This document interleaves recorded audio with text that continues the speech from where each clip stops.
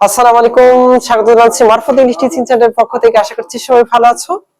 ইংরেজিতে কি করে ভালো মার্কস পাওয়া যায়, বিশেষ করে ইংরেজি প্রথম পত্র, আমরা ধারাবাহিকভাবে তোমাদেরকে জানিয়ে দিতে চাচ্ছি যে কোন কোন বিষয়গুলো করলে, কিভাবে করলে আমরা ইংরেজি প্রথম পত্রে ভালো মার্কস পেতে পারি।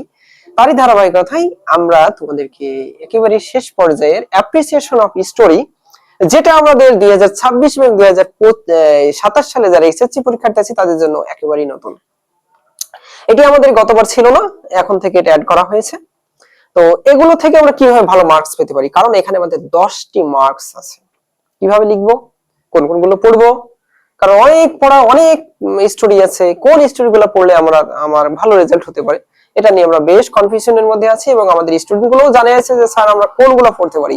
তো তোমাদের কথা বিবেচনা করেই আজকে আমি তোমাদেরকে কোনগুলো কিভাবে পড়বো তারই একটা ধারাবাহিক সাজেশন এনেছি।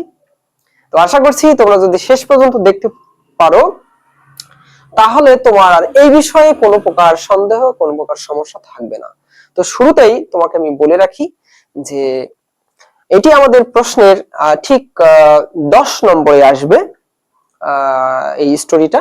তো আমাদের প্রশ্নে কোনো স্টোরি দেয়া থাকবে না। প্রথম অবস্থায় ভালো করে খেয়াল রাখবে যে আমাদের কোনো স্টোরি থাকবে না। আমাকে যে কাজটা করতে হবে, আমাকে 8টা প্রশ্ন দিবে, এটা মাথায় রাখবা যে এ থেকে এইচ পর্যন্ত এখানে আমাদের 8টা প্রশ্ন থাকবে। এর মধ্য থেকে আমাকে 5টা লিখতে হবে এবং আমি যদি 5 লিখতে পারি তাহলে আমি 10 মার্ক পাবো, কারণ 2 মার্ক করে 8টা দেয়া থাকবে, আমি বেছে বেছে যে কোনো 5টা লিখতে পারি এবং সেখানে মার্কস থাকবে হচ্ছে 10 মার্ক। এখানে মার্কস পাওয়া খুব সহজ আমি মনে করি। কেন? কারণ হচ্ছে প্রশ্নে যা থাকে তার 50% মানে উত্তর প্রশ্নের মধ্যে দেওয়া থাকে। হ্যাঁ, তো এই জন্য তোমাকে কি করতে হবে, তোমাকে জাস্ট প্যাসেজ সম্পর্কে একটু ভালো ধারণা থাকতে হবে। আর প্যাসেজ সম্পর্কে যদি ভালো ধারণা থাকে তাহলে তুমি ইজিলি প্রশ্ন লিখতে পারবে। হ্যাঁ, তো আজকে তোমাদেরকে কোন কোন প্যাসেজ গুলা পড়লে তুমি হুবহু যে কমন পেতে পারো সেগুলো নিয়ে আলোচনা করবো। 1 নম্বর, তুমি যে প্যাসেজটি পড়বে, 1 নম্বর লক্ষ্য করো, যে প্যাসেজটি পড়বে সেটা হচ্ছে আমিন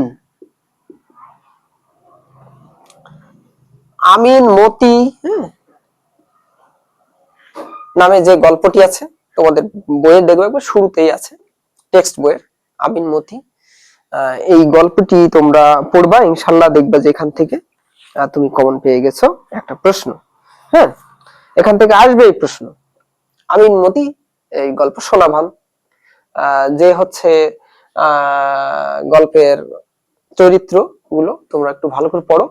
এখান থেকে তুমি, আমরা খুব আশা করতে পারি যে এখান থেকে তুমি 2টা প্রশ্ন পাবে। এই জায়গা থেকে আমিন মতির যে গল্প আছে না, এই গল্প থেকে 2টা প্রশ্ন পাবে। তুমি কি করবে, এই প্যাসেজটি আগে সুন্দর করে ভালো করে পড়ে নেবে, বাংলা কি বলছে না বলছে ঠিক তার ধারাবাহিকতা প্রশ্নগুলো একটু সলিউশন করো, তুমি এখান থেকে 2টা প্রশ্ন পেয়ে যাবে ইনশাআল্লাহ।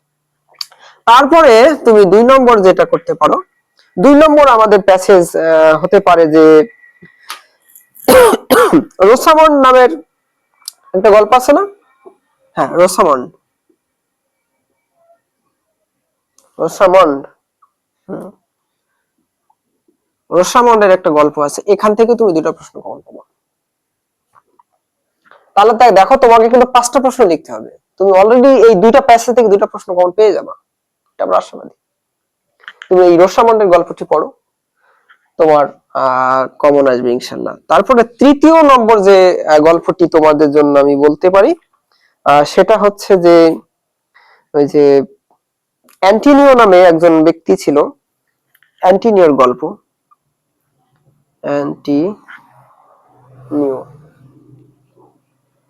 অ্যান্টিনিওর যে গল্প, এখান থেকে তুমি 2টা প্রশ্ন কমন পাবা। তাহলে আমাদের এখন কত, 6টা অলরেডি হয়ে গেছে।